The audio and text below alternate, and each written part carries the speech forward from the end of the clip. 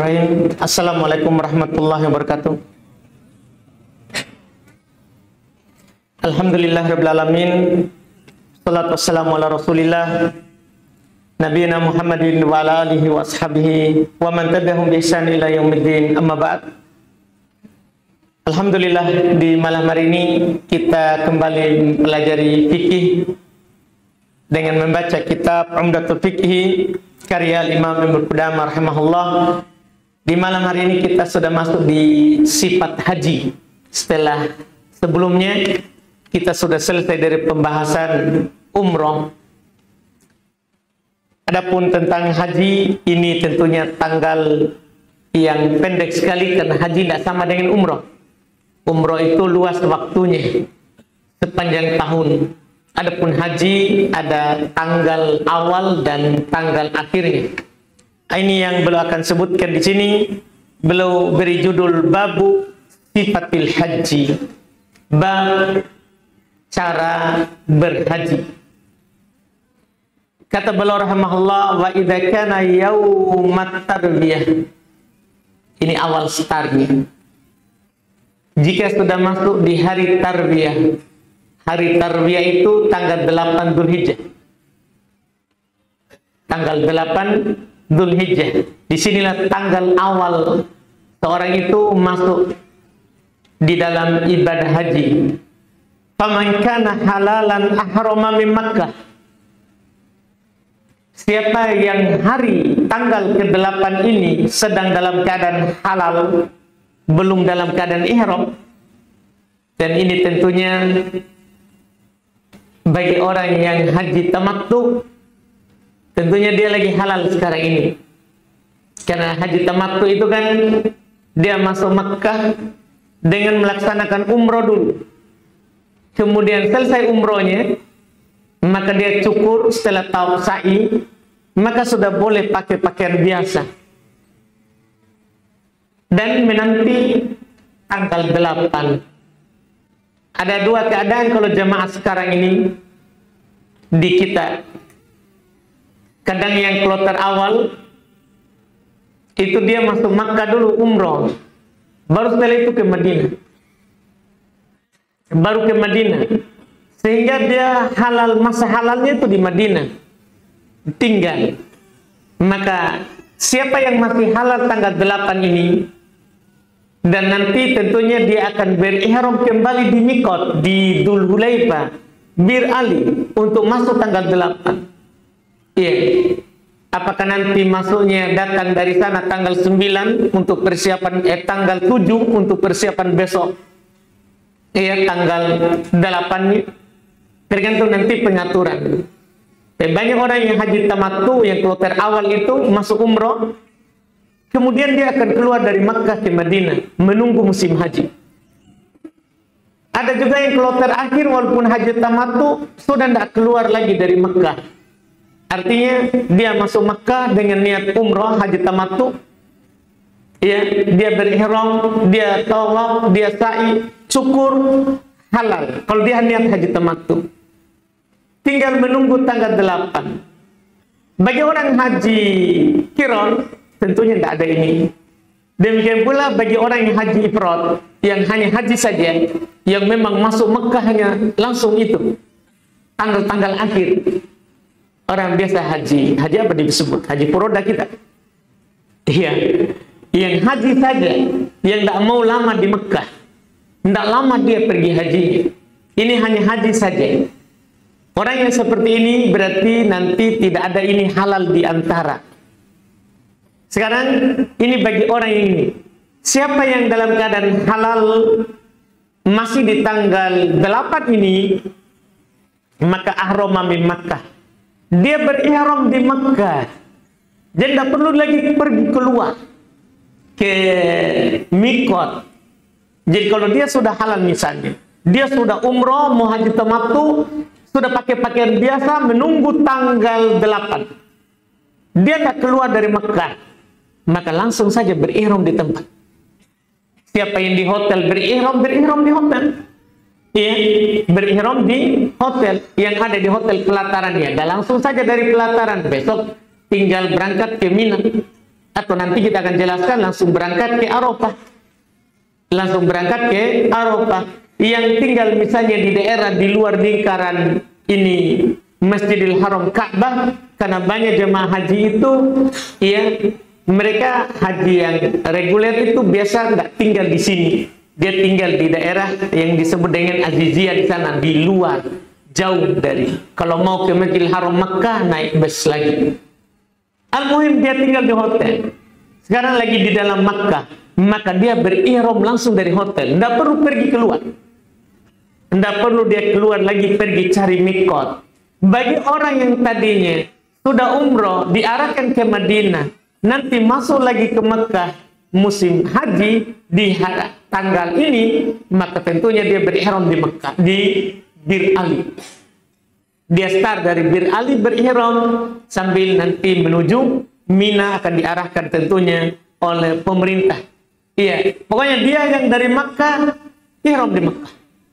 Yang di luar Makkah ihram di luar Makkah. Ihram di luar Makkah. Wa kharaja ila Jabal Arafat.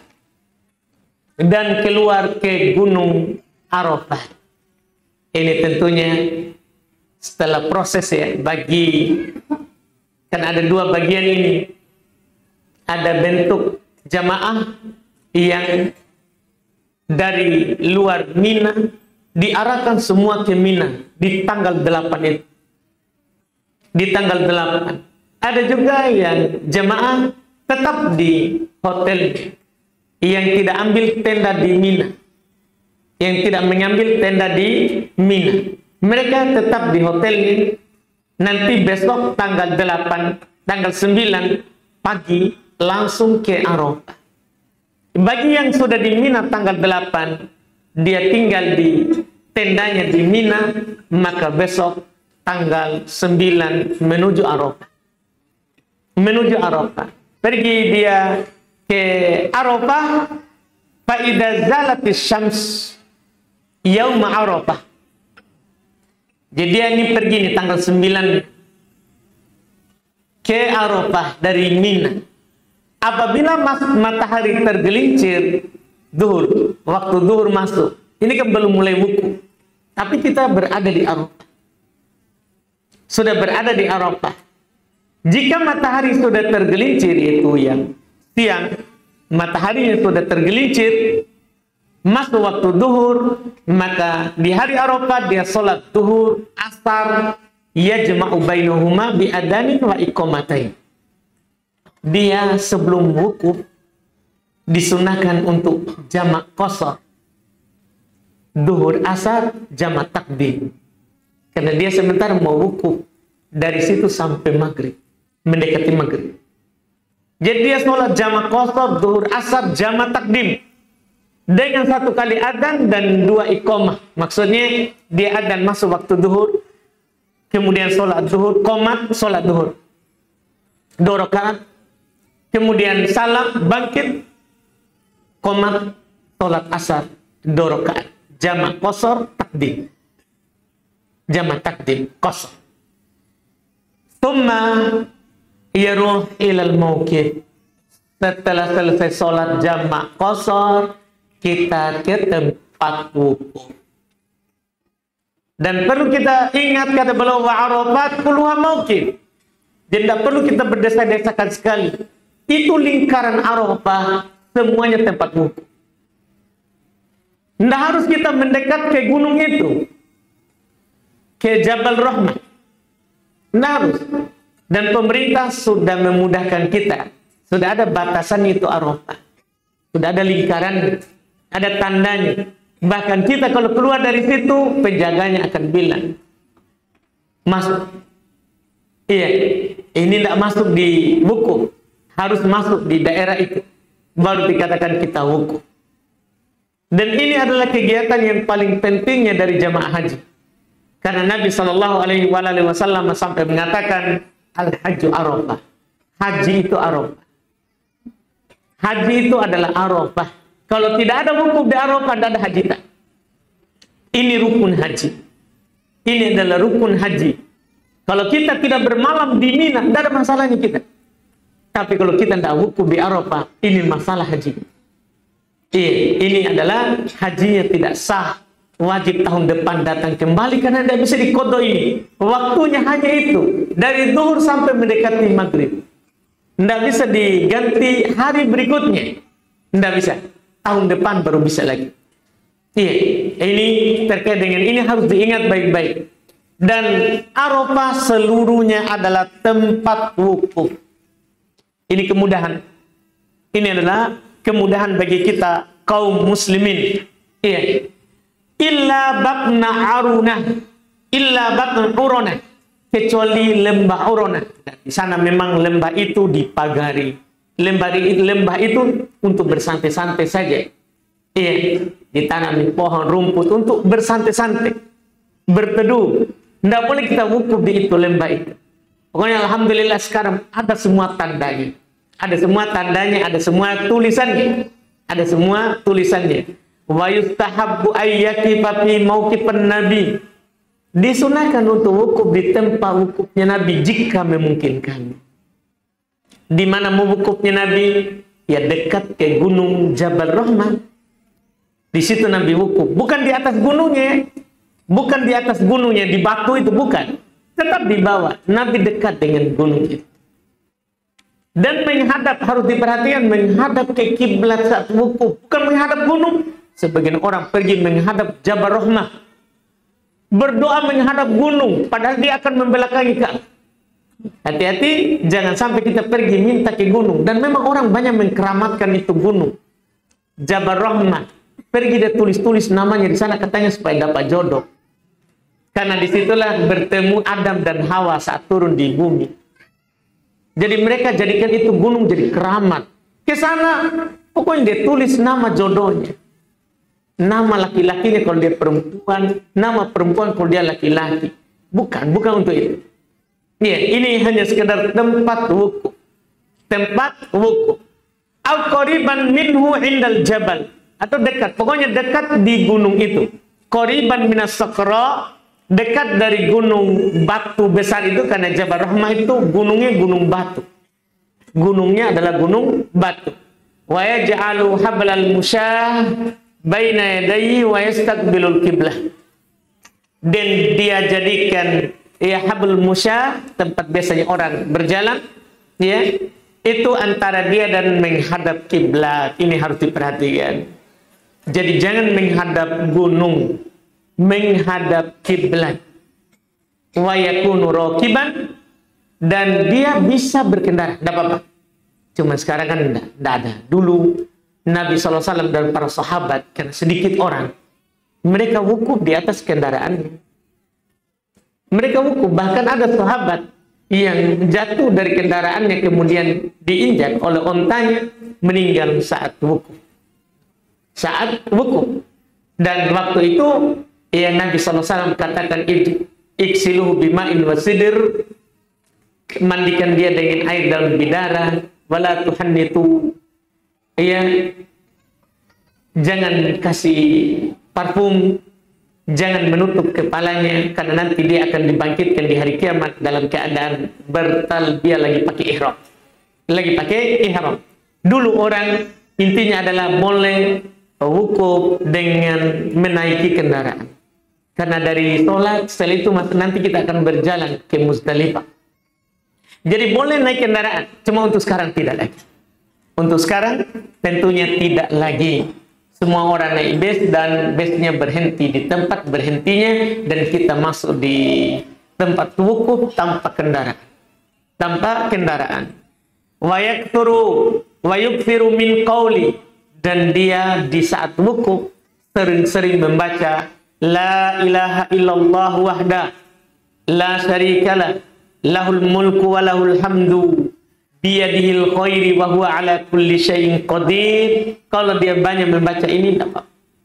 Intinya dalam hari Arafah, ucapan terbaik yang dikatakan oleh Nabi dan para sahabat adalah tahlil la ilaha illallah. Ini disunahkan, memperbanyak kalimat la ilaha illallah. Apakah sampai di situ? Atau kalau bisa lengkap. La ilaha illallah wahdah la syarikalah lahul mulku wa lahul hamdu biyadihil khair wa huwa ala kulli syai'in qadir. Kalau kita bisa lengkap, alhamdulillah. Itu yang kita ulang-ulang selama wukuf. Wa yajtahidu fid du'a, dan dia bersungguh-sungguh dalam berdoa. Artinya di samping memuji, membesarkan, mengagungkan Allah, berdoa juga. Karena Arafah saat wukuf itu tempat mustajab, dikabulkan doa. Iya, dikabulkannya doa.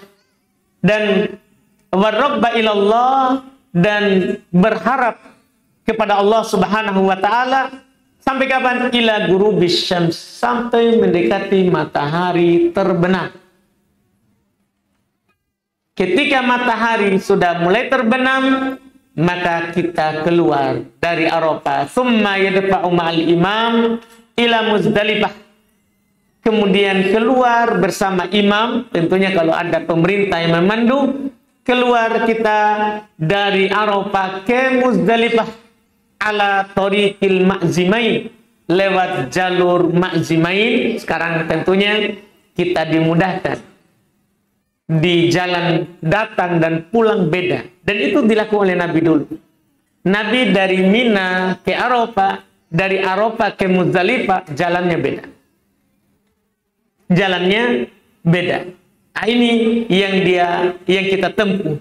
Saat kita keluar, wa alaihi sakinah wal waqar, kita harus tetap tenang dan harus tetap menjaga wibawah sebagai muslim yang sedang menjalankan ibadah haji. La yaskhab wa la yasuk, tentunya tidak boleh berteriak-teriak, mencela, mencerca, tidak boleh. Tidak boleh melakukan kefasikan. Jaga diri dari maksiat. Ini hanya hari-hari, sebentar saja. Jaga dari maksiat. Bahkan tidak mencium istri, tidak mencumbui, apalagi mencumbui istri bisa batal. Ya, apalagi berjima, ini belum bisa batal hajinya. Ini belum apa-apa, belum boleh kita tentunya melakukan apapun dengan istri kita. Wa yakunu mulabbiyan dzakiran lillah. Dia tetap bertalbiyah. Jadi menuju Arafah itu memang sudah kita bertalbiyah. Labbaik Allahumma labbaik. Kita bertalbiyah terus. Di Arafah berhenti talbiyah. Kita fokus bertahlil, berdoa kepada Allah Subhanahu wa taala. Keluar dari Arafah, bertalbiyah lagi. Labbaik Allahumma labbaik. Itu yang kita ulang-ulang. Fa idza wasala ila Muzdalifah, jika kita sampai ke Muzdalifah, sholat bihal maghrib wal isya, maka kita sholat maghrib dan isya jamak takhir. Kita jamak takhir di sana. Karena kita keluarkan dari Arafah maghrib menuju Muzdalifah. Di Muzdalifah kita jamak takhir. Sholat maghrib 3 rakaat, isya 2 rakaat. Isya 2 rakaat. Qabla hattor rihal, dan beliau katakan sebelum kita menginap. Kalau kita menginap, sebelum kita menginap, ia jama'u bainahuma, dia jamak. Jadi turun dari base yang kita lakukan adalah bukan pergi istirahat di tenda, tapi sholat. Maghrib 3 rakaat, isya 2 rakaat, jamak ta'khir. Iya, tsumma yabitu biha, kemudian bermalam di Muzdalifah. Iya. Wallahu alam sekarang ini, kalau dulu orang leluasa untuk bermalam. Kalau terakhir kemarin, gimana Pak terakhir kemarin? Bermalam. Tahun ini, tahun lalu tidak bermalam. Tahun lalu kita bermalam Pak. Bermalam juga, alhamdulillah. Jadi tahun lalu itu lebih mulai sedikit teratur, tapi tahun ini paling teratur. Karena jemaah paling sedikit. Maksudnya bukan paling sedikit sebenarnya, tetap banyak, cuman sesuai dengan ukuran. Disebabkan karena pemerintah Saudi tidak menerbitkan visa yang membuat itu ramenya berlebihan. Ramenya itu berlebihan karena orang kadang tidak bermalam di Mina, sehingga tenda Mina sebenarnya cukup. Karena orang yang haji Furoda tidak bermalam di Mina, mereka di hotel kan, langsung ke Arafah, Muzdalifah, Mina, lempar jumroh, nanti dia kembali lagi ke hotel. Jadi sehingga sebenarnya tendanya di Mina cukup, cuman saat jalan ini jadinya lebih. Jadi kadang seperti tahun lalu ada teman bilang, enggak bermalam dia. Alhamdulillah Bapak bermalam, karena kan beliau pembimbing. Jadi kita bermalam. Tapi kalau jamaah itu kadang enggak diturunkan dari mobil, cuman dipungutkan batu. Ada juga yang turun hanya sholat. Setelah itu langsung disuruh naik mobil, lanjut ke Mina. Tapi anjurannya bermalam. Jika jemaah teratur sebenarnya, maka memang akan cukup untuk bermalam. Akan cukup untuk bermalam. Jadi bermalam di Muzdalifah. Tsumma yusallil fajar. Dan sampai sholat fajarnya di Muzdalifah. Sunahnya begitu. Anjurannya seperti itu. Sholat fajar di Muzdalifah, baru jalan. Bigolas. Sholatnya di awal waktu. Iya, sholat subuh di Muzdalifah di awal waktu. Iya, wa ya'til masy'aril haram. Setelah itu dia datanglah ke Masy'aril Haram. Iya, dia maksudnya di tempat di Muzdalifah itu ada namanya Masy'aril Haram. Syiar-syiarnya haram. Ada tempat-tempat yang tinggi, dia sunnah untuk mendatanginya. Bertakbir, berdoa kepada Allah Subhanahu wa taala tempat itu jika memungkinkan. Kalau tidak memungkinkan, maka tentunya kita tidak mendatanginya. Jelas kalau kita mampu ke situ berarti fayaqifu indah wa yad'u. Kita duduk berdiri di situ dan berdoa kepada Allah. Wa yakunu min du'ai, dan di antara doa yang boleh kita baca, Allahumma kama waqaftana fi wa araitana iya. Maka katanya di antara doanya, ya Allah, sebagaimana Engkau memberhentikan kami di sini dan Engkau memperlihatkan kami di sini, fawaffiqna lidzikrik, berikan kami taufik untuk mengingatmu. Kama hadaitana, sebagaimana Engkau memberikan hidayah kepada kami, waghfir lana warhamna, ampunilah kami, rahmatilah kami, kama wa'adtana, sebagaimana Engkau janjikan kepada kami. Ini kalau kita mampu baca, dan doa ini sunnah saja, bukan hal yang wajib. Kita bebas berdoa dengan doa apa saja yang kita ingin minta. Wa qaulukal haq, dan kita bisa lanjut, dan ucapanmu adalah hak. Fa'ida afattum min arafatin, ini berdasarkan ini ayat. Jika kalian sudah keluar dari Arafah, fadkurullaha indal masy'aril haram, maka sebut Allah, zikirlah kepada Allah di Masy'aril Haram. Setiap kita dapat Masy'aril Haram, kita berzikir kepada Allah. Wadkuruhu kama hadakum, maka berzikirlah kepada Allah sebagaimana yang Allah hidayahkan kepada kalian. Wa in kuntum min qablihi laminad dhalin, dan sungguh kalian sebelumnya dari orang-orang yang sesat. Kemudian kita mendapatkan petunjuk. Sampai kapan? Ila ayasfar. Jadi kita diam di Muzdalifah itu sampai terang. Sunnahnya seperti, anjurannya seperti, iya, sampai terang. Setelah itu, tsumma yarfa qabla tulu'is syams. Kemudian kita berangkatlah keluar dari Muzdalifah menuju Mina kembali.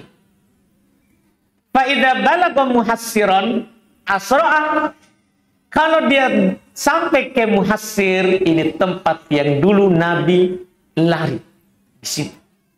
Kalau sampai ke tempat itu, dia berjalan cepat. Qadra ramyatin bihajar, sekadar lemparan batu, hatta ya'ti Mina, kemudian dia sampai datang ke Mina. Nah, nanti tinggal habis ini mulailah kita melempar jamroh nanti di Mina tanggal 10 itu. Tanggal 10. Iya. Setelah itu keluar, dan kita membutuhkan waktu ini untuk jalan. Iya, tergantung nanti zahmannya, macet, padatnya mobil. Iya. Bagian jalan kaki juga kadang ada yang jalan kaki, tapi tentunya jauh. Iya, dari Muzdalifah ke Mina. Dari Muzdalifah ke Mina. Kita keluar dari sini. Dari Muzdalifah menuju Mina. Di Mina lah mulai lagi dengan di hari ke-10 nanti, ya, tanggal 10 Dzulhijjah. Hari Id kalau kita di negeri kita ini, di situ banyak kegiatan. Ada lempar jumroh, ada menyembelih, ada mencukur, ya, dan ada tentunya kita pergi tawaf ifadah ke Ka'bah. Tawaf ifadah ke Ka'bah. Ini nanti lagi ini kita akan bicarakan di pertemuan akan datang, ya, supaya tidak terputus masalah melempar jumrohnya, masalah melempar jumrohnya, insyaallah taala. Sampai di situ dulu, kita masuk di tanya jawab.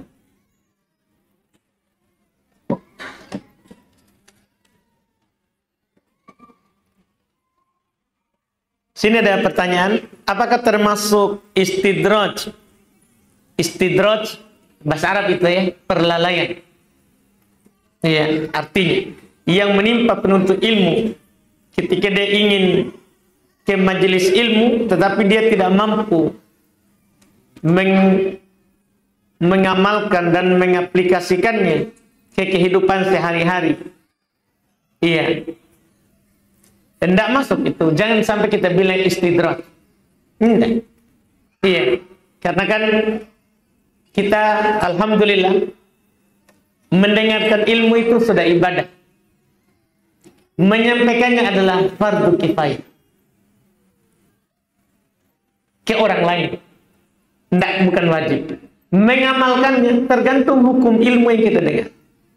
Karena ilmu yang kita dengar itu kan tidak semua wajib. Ada ilmu yang kita dengar itu wajib diamalkan. Berulang waktunya. Ada juga ilmu yang kita dengar wajib sekali seumur hidup. Ada ilmu yang kita dengarkan tidak wajib diamalkan. Jadi tergantung ilmu yang kita dapat di majelis. Misalnya ini kita belajar haji. Ini adalah kewajiban satu kali seumur hidup yang kita pelajari sekarang. Iya, jadi apa yang kita dengar tadi itu adalah kewajiban satu kali seumur hidup bagi yang mampu. Kalau kita tidak mampu, tidak punya biaya atau tidak mampu tenaga ke sana, maka ini ilmu tidak wajib kita amalkan. Selama kita belum mampu. Selama kita belum mampu. Ya, dan ada ilmu kalau kita dapat wajib kita amalkan setiap saat. Misalnya sholat 5 waktu. Ya, kita dapat misalnya ayat firman Allah, wa aqimus sholat, dirikan sholat. Berapa kali? Ya, kata Nabi ketika pulang Isra wa Mi'raj, Allah wajibkan kepada kita muslim dan muslimah 5 sholat sehari semalam. Sudah, ini wajib berulang. Bagaimana cara praktek dan pelaksanaannya? Nabi sudah bilang dalam hadits Bukhari, "Shollu kama ra'aitumuni usolli." Salatlah sebagaimana kalian melihat saya salat. Jadi misalnya saya sampaikan, Nabi kalau bertakbir, itu tangannya diangkat, telapak tangan itu menghadap kiblat. Diangkat, boleh sejajar dengan bahu, boleh sejajar dengan daun telinga. Ini kan penyampaian dari Nabi. Jadi setiap kita sholat, itu yang kita amalkan. Itu namanya ilmu yang amalkan setiap kali kita lakukan. Itu pun dirinci lagi. Ini angkat tangan hukumnya sunnah. Artinya kalau kita tidak angkat tangan dengan yang saya sampaikan tadi, sah sholatnya. Cuma kita tidak dapat pahala sunnah mengangkat tangan. Begitu. Jadi ilmu itu tidak semuanya wajib diamalkan saat dengar. Wajib diamalkan. Tergantung jenis ilmu apa yang kita dengar. Jadi ini tidak masuk istidrat. Istidrat itu seperti dalam hadits Nabi. Kita bermaksiat. Itu istidrat. Kita bermaksiat, tapi tetap dikasih apa yang kita mau. Itu dibilang istidrat. Di hadits Nabi, "Idza ra'aitallaha yu'til 'abda ma yuhibbuhu wa huwa 'ala ma'asihi fa'lam annahu istidraj." Itu dikatakan istidraj. Jika kamu melihat Allah memberikan kepada seorang hamba apa yang dia mau, pokoknya dia mau apa saja ada, dia dapat, padahal dia pelaku maksiat. Dia ini jarang sholat, kita lihat. Kita azan ke sholat, dia di warkop duduk saja. Iya, dengar azan, tapi tidak pergi sholat. Kita pulang, tidak juga dia pulang. Masuk asar kita pergi lagi ada, masih duduk juga. Iya. Tapi hidupnya Masya Allah, datang ke warkop, mobil, motor. Iya. Datang ke warkop, selalu ada uangnya. Bahkan dia bayarkan orang lain. Tapi dia tidak sholat. Ketahuilah, kalau dia tetap dapat dunia, apa yang dia mau padahal dia tidak taat, itu kata Nabi, fa'alam annahu istidrat. Ketahuilah, itu perlalaian. Itu dibilang perlalaian. Iya, wallahu alam. Sini ada pertanyaan, pada saat tawaf dan sudah putaran terakhir, putaran ke-7, apa kita tetap berisyarat mencium Hajar Aswad? Tetap. Jadi saat putaran terakhir itu tetap kita berisyarat ke Hajar Aswad. Kalau bisa cium, kita cium. Kalau tidak bisa, maka kita berisyarat dengan tangan, tidak perlu mencium tangan. Ya, sebelum kita pergi menuju makam Ibrahim untuk sholat di belakangnya 2 rakaat. Jadi kita tetap berisyarat saat putaran terakhir. Apakah masuk di Masjidil Haram tetap ada sholat sunat tahiyat masjid? Tetap. Kalau kita mau duduk, tetap dia masuk dalam keumuman masjid secara umum. Cuman kan biasanya kita kalau masuk Masjidil Haram untuk tawaf, kita tidak duduk. Kita langsung masuk pergi tawaf. Sehingga nanti adalah sholatnya setelah tawaf. Setelah kita tawaf, sholat sunnah 2 rakaat. Setelahnya.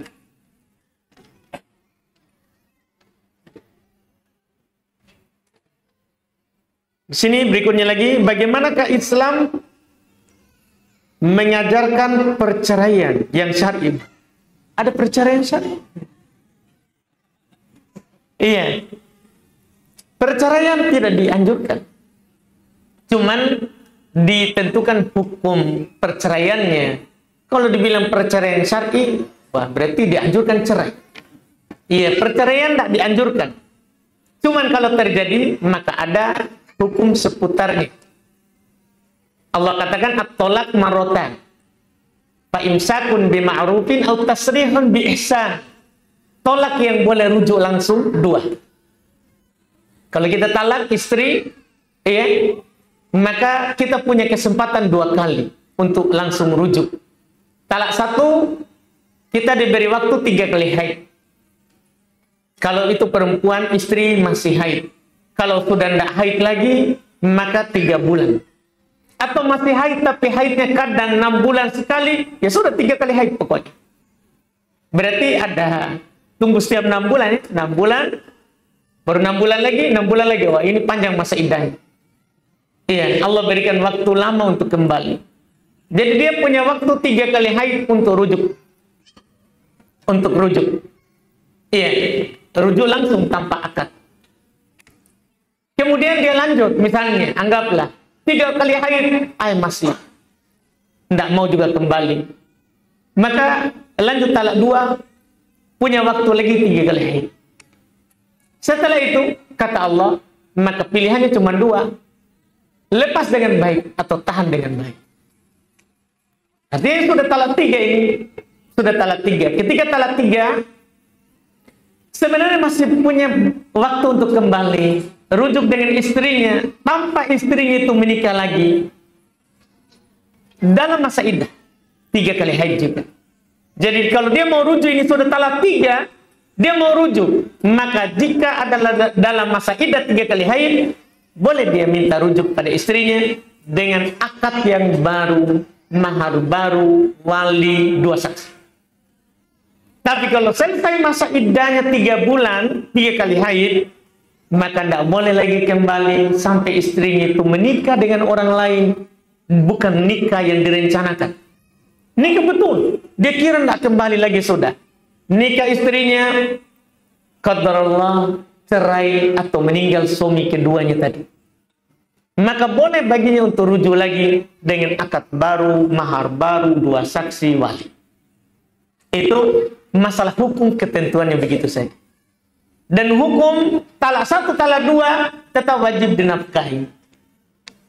Jadi perceraian tidak dianjurkan. Perceraian tidak dianjurkan. Iya, bahkan dalam syariat cerai dipersulit. Dalam syariat. Karena kita ada tahap. Jika istri saja durhaka, ada tahapnya. Nasihati dengan nasihat yang mendalam.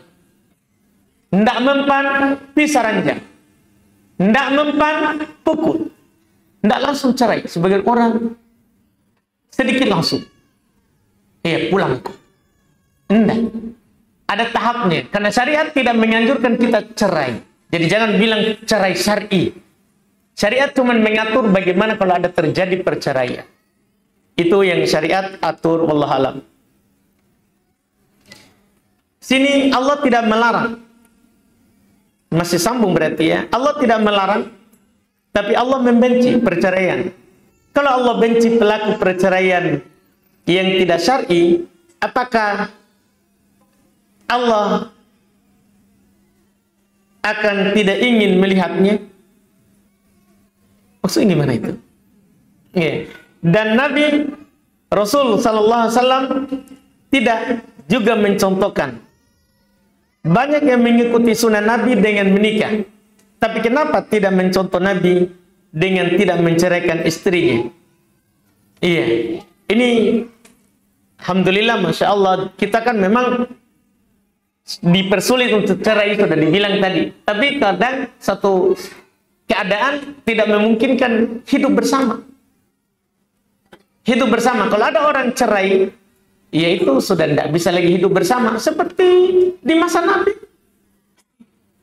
Zaid, anak angkatnya Nabi. Zaid, anak angkatnya Nabi. Belum tidak cocok dengan istrinya. Istrinya orang, kalau kita bilang bangsawan, belum orang biasa. Tidak cocok hidup di lingkungan istrinya. Maka Nabi menganjurkannya untuk menceraikan.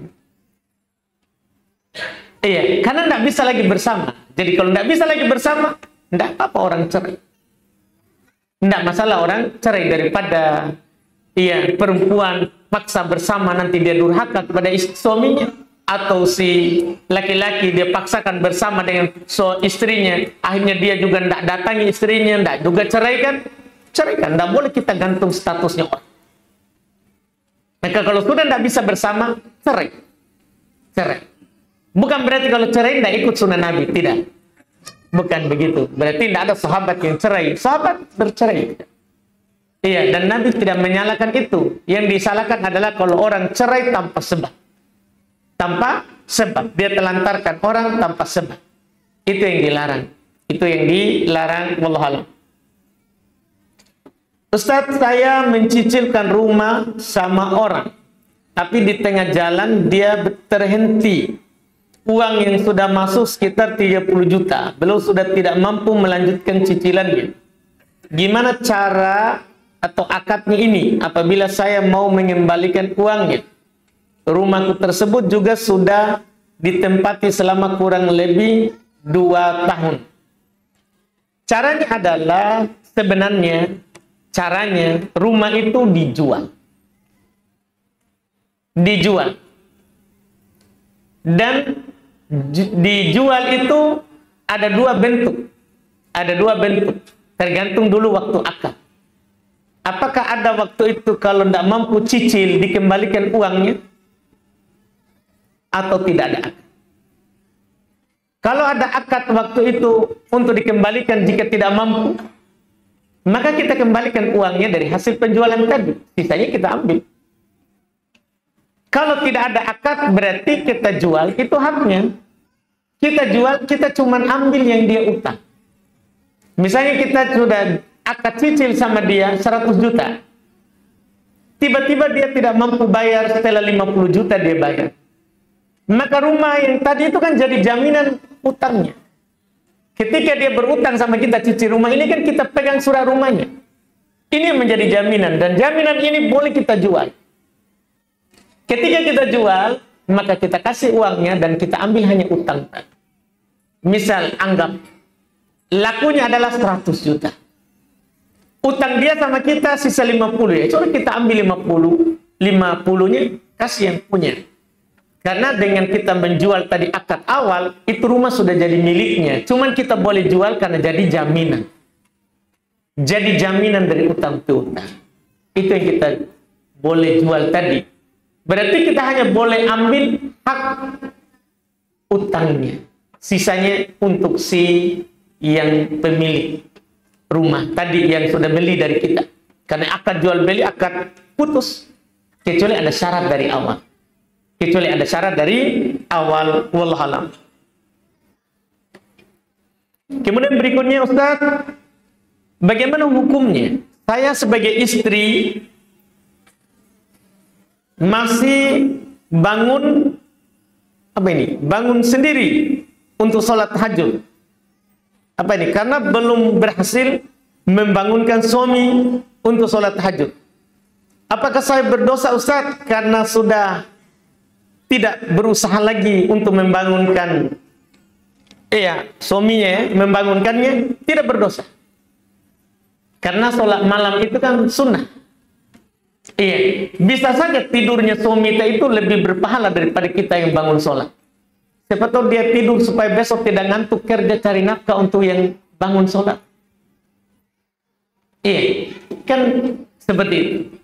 Jadi yang jelas bicarakan saja dengan suami dan lihat gimana kegiatannya sehari-hari. Apakah besok hanya warkop saja atau bagaimana? Kan begitu. Dilihat. Siapa tahu dia punya kegiatan yang harus tidurnya cukup di malam. Iya. Jelas kalau tidak kita bangunkan, tidak berdosa. Cuman Allah Subhanahu wa Ta'ala merahmati seorang yang bangun dan dia bangunkan keluarga. Allah merahmatinya. Allah menyayanginya. Kalau tidak dia lakukan, tidak apa-apa. Dia lihat keadaan suami. Dia lihat keadaan suaminya. Wallahualam. Ustaz, bagaimana hukumnya apabila seorang pimpinan memimpin doa dengan berkata, mari berdoa menurut agama masing-masing? Iya. Gimana itu? Ya? Belum dijawab cukup. Gimana itu? Iya. Iya, berdoa saja. Iya, kalau memang di situ ada orang yang tidak bisa lagi diajak untuk beragama dengan agama kita, maka kita maklumi bersama surat Al-Kafirun di penutupnya. Iya, di penutupnya. Kalau tidak mau lagi, maka apa ayat penutupnya? Bapak hafal? Saya akan berhenti kalau kita kasih tahu ini ayat. Al-Kafirun. Masya Allah, bukan hanya buat kopi dia. Iya, lakum dinukum waliyadin. Apa artinya ayat ini? Bagi kalian amalan kalian dan bagiku amalan. Din di situ bermakna amalan. Bukan agama, bukan agama. Makna din di situ amalan. Bagiku agamaku, ala amalanku, dan bagimu agama amalanmu. Jadi tidak apa-apa kita bilang begitu. Kalau orang tidak mau masuk ke dalam Islam. Wallahualam. Cukup. Masya Allah. Alhamdulillah. Subhanallah. Alhamdulillah. Asyhadu an la ilaha illa anta astaghfiruka wa atubu ilaik. Assalamualaikum warahmatullahi wabarakatuh.